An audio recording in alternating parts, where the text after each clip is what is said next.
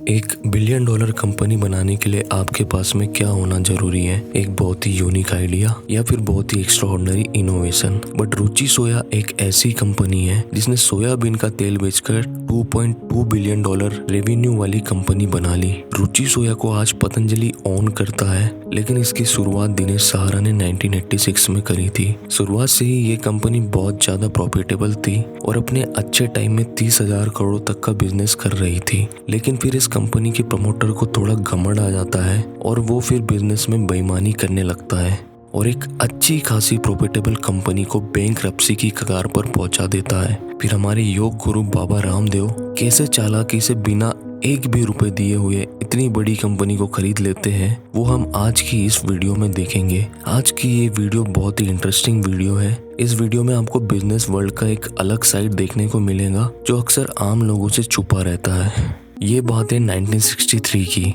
पंतनगर और जबलपुर की कुछ यूनिवर्सिटी सोयाबीन पर कुछ ट्रायल्स कर रही थी। उनके ट्रायल्स सक्सेसफुल होते हैं और फिर मध्य प्रदेश में बहुत ही बड़े स्केल पर सोयाबीन प्रोडक्शन होने लगते हैं। इस लार्ज स्केल सोयाबीन प्रोडक्शन में एक नॉर्मल से मिडिल क्लास लड़के दिनेश सहारा को एक अपॉर्चुनिटी दिखती है। दिनेश सहारा स्टॉक में सोयाबीन खरीद कर उसकी बड़ी बनाकर बेचने लगते हैं और यही बड़ी आगे चलकर न्यूट्रेला ब्रांड से फेमस होती है। अपने ब्रांड का पोर्टफोलियो बढ़ाने के लिए दिनेश सहारा बड़ी के साथ साथ कुकिंग ऑयल बिजनेस में भी एंटर करते हैं और रुचि गोल्ड और महाकोश नाम के दो फेमस ब्रांड क्रिएट करते हैं। इंडिया में अगर कोई सोयाबीन का तेल यूज करता होगा तो ऐसा हो ही नहीं सकता है कि उसने रुचि गोल्ड और महाकोश का नाम ना सुना हो।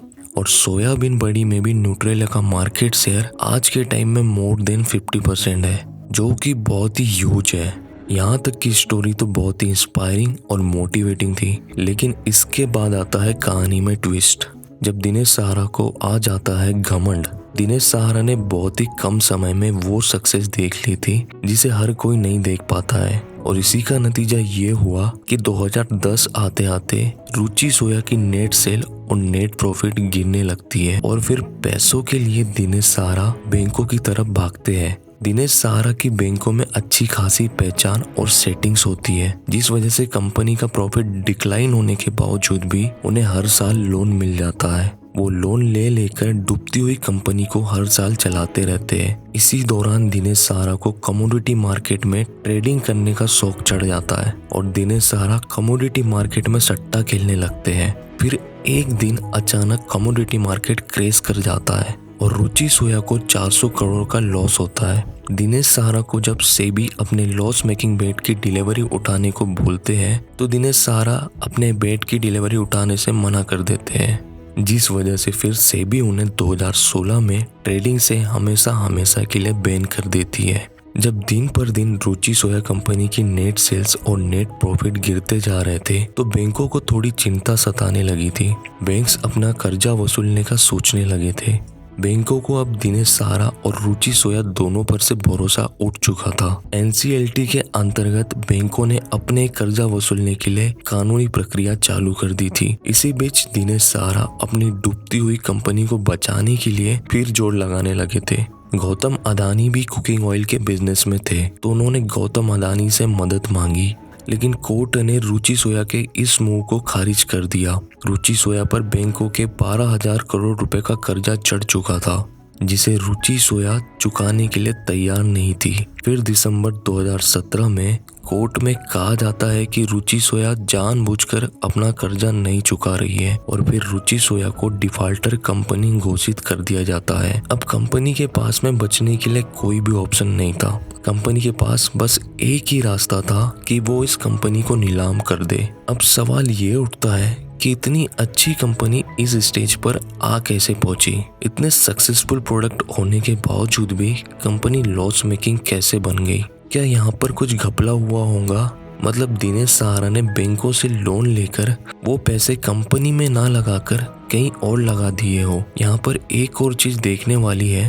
2012 में रुचि सोया के ऊपर इंटेलिजेंस ब्यूरो ने एक इन्वेस्टिगेशन करी थी। उसमें ये पता चला था कि रुचि सोया के शेयर प्राइस को मैनिपुलेट किया गया था और काफी ऊपर तक पहुंचा दिया गया था और इसी दौरान बहुत लोगों ने पैसे भी बनाए थे। इन्वेस्टिगेशन में एक ऑपरेटर विमल राठौर का नाम सामने आया था। पूछताछ में विमल राठौर ने बताया था कि उन्हें इस काम के लिए रुचि सोया के एक मेजर शेयर होल्डर ने असाइन किया था। यहाँ पर मैं आपको एक चीज बता दूं, रुचि सोया के शेयर प्राइस में कुछ सालों के अंदर जबरदस्त उतार चढ़ाव हुआ था। कुछ ही समय में 500 रुपए का स्टॉक प्राइस 20,000 रुपए तक पहुंच जाता है, तो कुछ महीने बाद वही स्टॉक प्राइस गिरकर 2,000 रुपए पर आ जाता है, तो कभी वही स्टॉक प्राइस 15,000 पार चला जाता है। ये सारी गेम 2008 से 2010 के बीच रुचि सोया में चल रही थी। 2018 में रुचि सोया के ऊपर एक और इन्वेस्टिगेशन होती है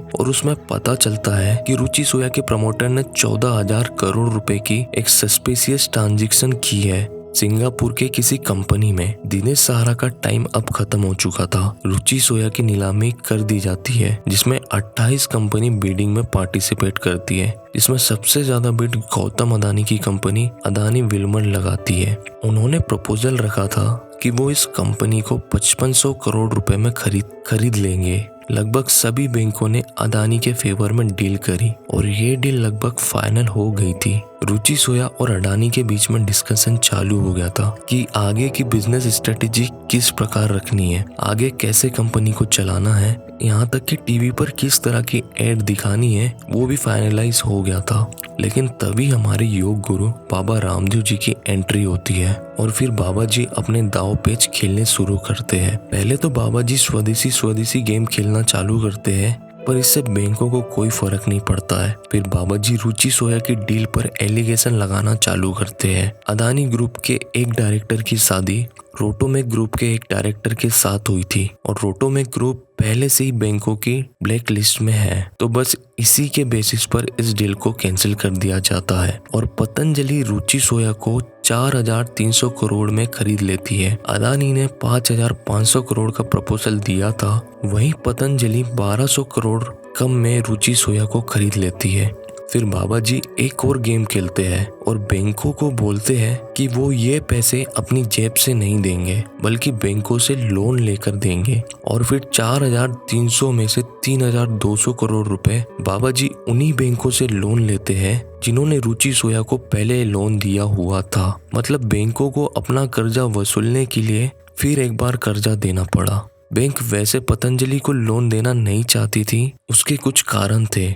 एक तो पतंजलि लो रेटिंग कंपनी और दूसरा उनके बिजनेस करने का तरीका बहुत ही अनप्रोफेशनल है। तीसरी चीज पतंजलि में ट्रांसपेरेंसी की बहुत कमी है। चौथी चीज है low level of corporate governance. दोस्तों, जो अच्छी कंपनी होती है वो अपने बोर्ड मेंबर्स को डाइवर्सिफाई करके रखती है, वो अपने बोर्ड में अच्छे मेंबर्स को इंक्लूड करती है। लेकिन पतंजलि के बोर्ड में सिर्फ आपको बाबा रामदेव और बालकृष्ण जी के परिवार वाले ही दिखेंगे। जब बैंक बाबा जी को लोन देने में हिचकिचा रही थी तो बाबा जी ने पॉलिटिकल जोर लगाया और पतंजलि को लोन मिल गया।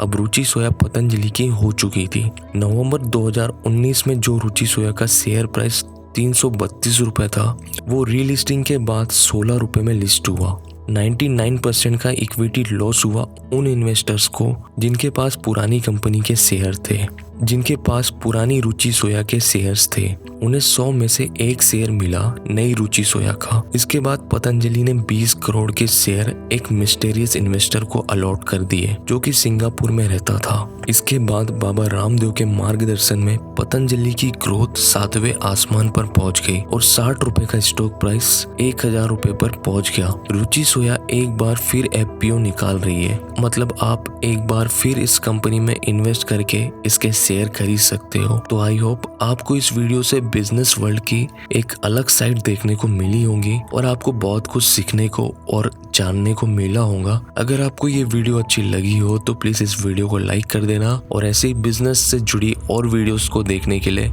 इस चैनल को सब्सक्राइब कर देना।